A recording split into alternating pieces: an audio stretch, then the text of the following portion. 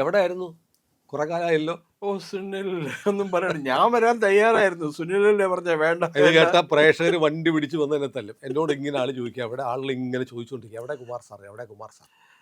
ഇത്തിരി ആരോഗ്യ പ്രശ്നമൊക്കെ ഉണ്ടായിരുന്നു അല്ലേ? കുറച്ച് പ്രശ്നം ഉണ്ടായിരുന്നു. യെസ്, ഇപ്പോഴും എന്താ പറയണ. പക്ഷെ എനിക്ക് ഇവിടെ ഒന്ന് സുനിലിന്റെ കൂടെ 2-3 തവണ വഴക്കടിച്ചിട്ട് പോയിട്ടുണ്ടെങ്കിൽ തൃപ്തിയാവില്ല. അതുകൊണ്ട് മാത്രം വന്നു.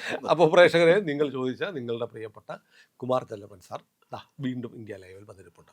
അപ്പോൾ നമുക്ക് അദ്ദേഹത്തോട് ചോദിക്കുന്ന ചോദ്യങ്ങൾ എന്ന് പറഞ്ഞാൽ, ഞാൻ ഒരു ഒറ്റ വാക്കിലുള്ള മറുപടിക്ക് വേണ്ടിയിട്ടല്ല അങ്ങയോട് സംസാരിക്കാറുള്ളത്. അങ്ങയുടെ ഒരു കാര്യം ചോദിച്ചാൽ അങ്ങൊരു ഭണ്ഡാകാരം ഇങ്ങനെ തുറക്കും. എന്തെല്ലാം കാര്യങ്ങൾ, നമ്മുടെ രാഷ്ട്രീയം, ചരിത്രം, കഥകളുടെ, സംഭവങ്ങളുടെ ഒരു കേദാരഭൂവാണ് കുമാർ ചെല്ലപ്പൻ സാർ. അപ്പോൾ എനിക്ക് സാറിനെ സംബന്ധിച്ച്, സാറ് ബോംബെ ജോലി ചെയ്തിട്ടുണ്ട്, ഡൽഹിയിലുണ്ടെന്ന് തോന്നുന്നു അല്ലേ? കുറച്ച് കാലം. പിന്നെ തമിഴ്നാട്ടിൽ, ദീർഘകാലം തമിഴ്നാട്ടിലായിരുന്നു. തമിഴ്നാട് പൊളിറ്റിക്സ് ഇത്ര നന്നായിട്ട് അറിയാവുന്ന മറ്റൊരു മാധ്യമ പ്രവർത്തകൻ ഒരുപക്ഷെ കേരളത്തിൽ വേറെ ഉണ്ടാവില്ല, മലയാളി. അപ്പോൾ ഇപ്പോൾ DMK ഇന്ത്യ മുന്നണി വിട്ടിട്ട് നരേന്ദ്രമോദിയുടെ ചിറകിന് കീഴിലേക്ക് പോകാൻ പോകുന്നു എന്നൊരു വാർത്ത പതുക്കെ പരക്കുന്നുണ്ട്. ഇന്നലെയാണെങ്കിൽ നമ്മുടെ ഈ മുക്കാൽ മീഡിയയിലെ ചങ്ങാതിമാർ നെഞ്ചത്തടിച്ച് കരയായിരുന്നു. DMK പോകുന്നു, സ്റ്റാലിൻ പോകുന്നു. അപ്പോൾ അതിനകത്ത് വല്ല സാധ്യതയുണ്ടോ? എന്താണ് സാധ്യത? ഞാൻ തള്ളിക്കളയില്ല സുനിൽ. കാരണം സുനിൽ അറിയാലോ, DMK 999 തൊട്ട് 2004 വരെ, 2004-ലായിരുന്നു അടൽ ബിഹാരി വാജ്പേയിയുടെ ഗവൺമെന്റ് ആ സമയത്ത് കേന്ദ്ര മന്ത്രിസഭയിൽ മന്ത്രിമാരുണ്ടായിരുന്നു. അവർ കേന്ദ്ര മന്ത്രിസഭയിൽ മന്ത്രിമാരുണ്ടായിരുന്നു. DMK അവരുടെ ആർഡന്റ് സപ്പോർട്ടേഴ്സ് ആയിരുന്നു. കോൺഗ്രസിനെ അവർ തേരാപാര ആക്ഷേപിച്ചുകൊണ്ട് നടന്ന പാർട്ടിയാണ് അക്കാലത്ത് DMK. ഇതേ DMK 1998 ജയലളിതയുടെ സപ്പോർട്ടോടുകൂടി വാജ്പേയി ഗവൺമെന്റ് ഫോം ചെയ്തപ്പോൾ, ഒരിക്കൽ ജയലളിത എപ്പോഴും ഭീഷണിപ്പെടുത്തുമല്ലോ പിൻവലിക്കും. അപ്പൊ ഞാൻ അറ്റൻഡ് ചെയ്യായിരുന്നു മിക്ക പത്രസമ്മേളനങ്ങൾ. കരുണാനിധിയുടെ ജയലളിതയായിട്ട് സാറിന് നല്ല അടുപ്പായിരുന്നു. ജയലളിത വളരെ ഫ്രണ്ട്ലി ആയിരുന്നു. അന്ന് അവർ പ്രതിപക്ഷത്തായിരുന്നു. She was very nice. എന്തെങ്കിലും ചോദിച്ചിട്ടുണ്ടെങ്കിൽ അതിനപ്പ വ്യക്തമായ മറുപടി പറയും. നമ്മുടെ പ്രതിപക്ഷ നേതാവിനെ പോലെയല്ല. ഓ നെവർ. ചോദിച്ചിട്ടില്ലെങ്കിൽ ചോദിക്കും, ഇന്നെന്താ ഒന്നും ചോദിക്കണില്ല എന്ന് ചോദിക്കും. അത് കളിയാക്കിയിട്ടായിരിക്കും, പക്ഷെ എന്നാലും വളരെ നല്ല സൗഹൃദമായിട്ടുള്ള ചോദ്യമായിരുന്നു. അവരെപ്പോഴും മറുപടി പറയും. എൻ്റെ അടുത്ത് ഇതുവരെ തട്ടിക്കയറിയിട്ടൊന്നുമില്ല, പലരോടും തട്ടിക്കയറിയിട്ടുണ്ട്. എൻ്റെ അടുത്ത് മാത്രം വളരെ സ്നേഹത്തിലേ പെരുമാറിയിട്ടുള്ളൂ. അപ്പൊ അന്ന് കരുണാനിധിയുടെ അടുത്ത് ഒരാൾക്ക് ചോദിച്ചു, അല്ല ജയലളിത സപ്പോർട്ട് പിൻവലിച്ചാൽ DMK BJP ഗവൺമെന്റിന് സപ്പോർട്ട് കൊടുക്കുമെന്ന് ചോദിച്ചു. അപ്പൊ അന്ന് കരുണാനിധി, അയാൾ തമിഴ്നാട് മുഖ്യമന്ത്രിയാണ്. കരുണാനിധി പറഞ്ഞു, ഇല്ല കൊടുക്കக்கூടാതെ, അവർ വന്ന് കമ്മ്യൂണൽ വർഗീയ പാർട്ടിയാണ് അവര്. അതിനൊരു തമിഴിലൊരു പേരുണ്ട്. ഞങ്ങള് അവരുമായിട്ട് ഒരു അലയൻസ് ഉണ്ടാവില്ല എന്ന് പറഞ്ഞു. ഇത് ഒരു തവണയല്ല, പലവട്ടം പറഞ്ഞു. അത് കഴിഞ്ഞ് ഒരിക്കൽ വാജ്പേയി മദ്രാസിൽ വന്നു. അദ്ദേഹം രാജ്ഭവനിലാണ് താമസിച്ചത്.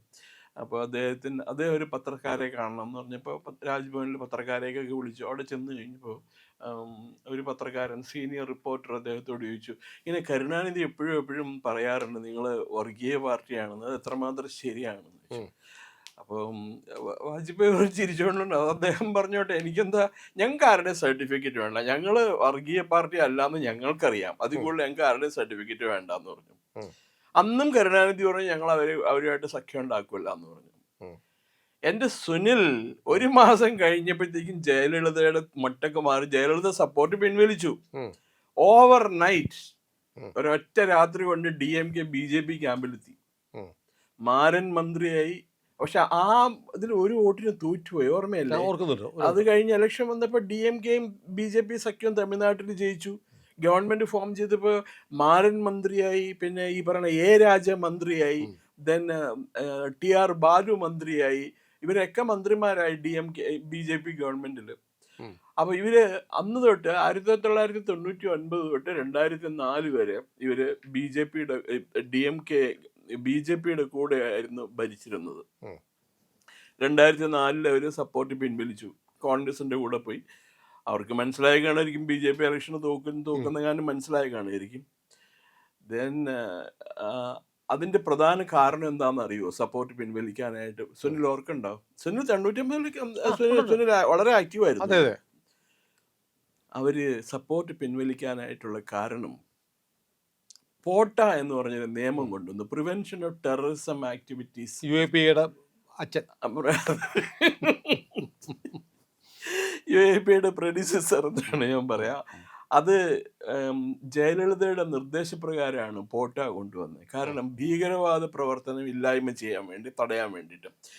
സുനിൽ അറിയില്ലേ, കോയമ്പത്തൂരിൽ ഒരു വലിയ സ്ഫോടനം നടന്ന 96-ൽ 100-120 പേര് മരിച്ചുപോയി.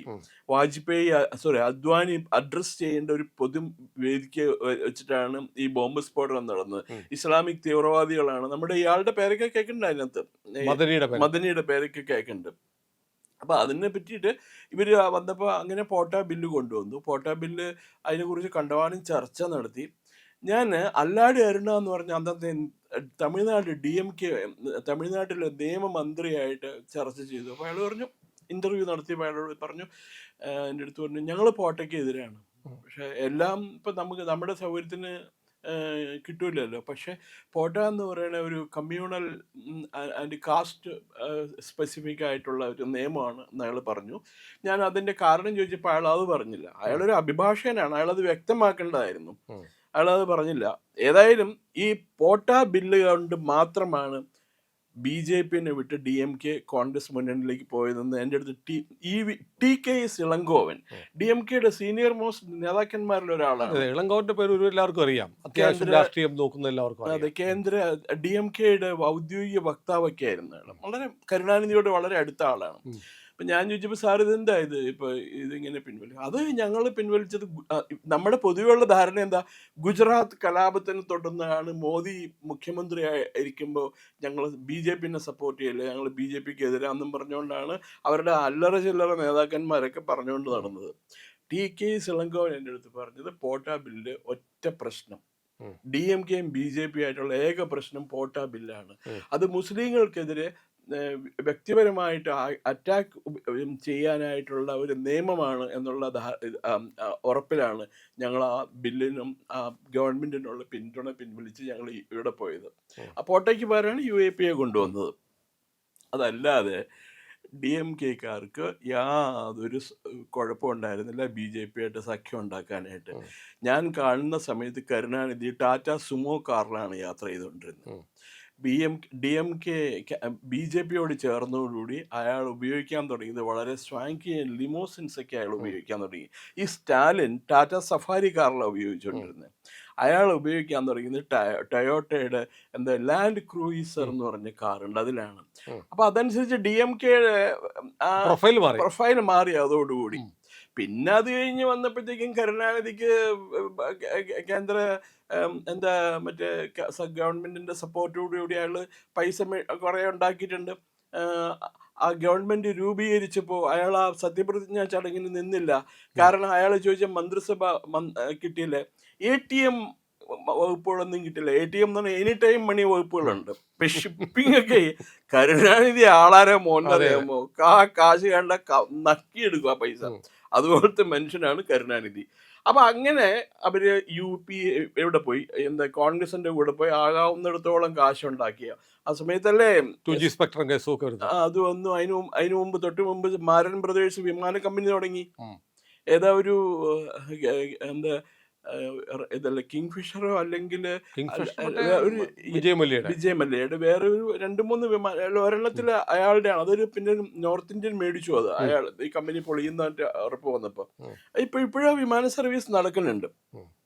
അല്ലാതെ DMK-ക്ക് BJP-യുടെ കൂടെ കിടക്കണോ കോൺഗ്രസിന്റെ കൂടെ കിടക്കണോ എന്ന് തീരുമാനം അവർക്ക് വലിയ ഓപ്ഷൻ ഒന്നുമില്ല. കാശ് കൂടുതൽ തന്നെ ആരുടെ കൂടെയാന്ന് വെച്ചാൽ അവർ അവരുടെ കൂടെ കിടക്കുവരും.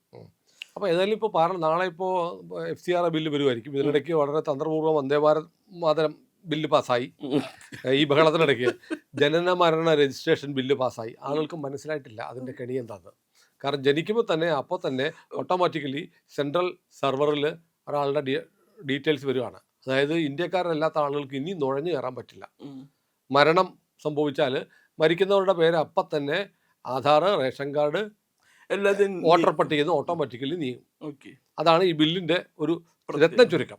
അതൊന്നും ഈ പാർലമെൻറ്റ് ചർച്ച ചെയ്യാൻ പപ്പുമോൻ ടീമിന് പറ്റിയിട്ടില്ല. പക്ഷേ ഇനിയിപ്പോൾ നാളെ FCR ബില്ല്, അതിനുശേഷം പ്രധാനപ്പെട്ട മറ്റു ബില്ലുകളൊക്കെ വരുന്നുണ്ട്.